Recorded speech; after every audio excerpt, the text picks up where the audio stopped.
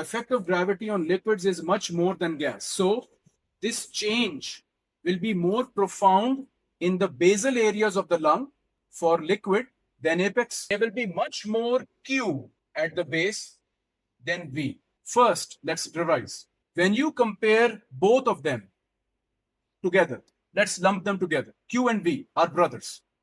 They reside here. They have a lot of clones. There's a lot of V and Q at the basal areas as compared to the apical areas. So if I were to compare V with Q here and then V with Q here, is there a difference between the patterns of their distribution? Yes. Yes. Big time.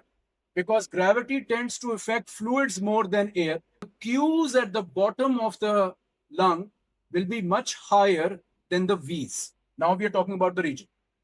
The Q's here will be much higher than the V's. And here, the V's will be much higher than the Q's. It is as you go along from to here, Q drops more than V. Final point. If I were to derive an equation here and here, this is where the V over Q comes. Because this ratio will tell you how they are behaving together, won't it? This is where the money is. This is where the question is. So if V over Q is calculated at the base of the lung, and then V over Q is calculated at the apex of the lung, how would it be different?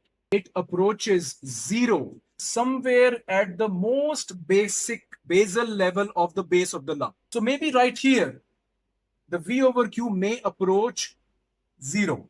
How can it approach zero? Yes, because this is the area where the gravity is blindingly too much. This is the point closest to the floor, isn't it?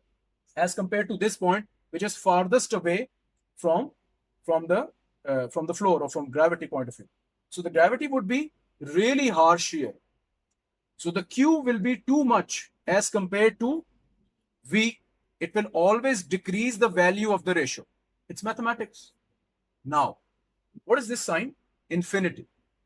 Why is it infinity over here? Because again, gravity impedes, retards blood flow. So you will normally have in these areas, you will normally have less blood flow as compared to airflow.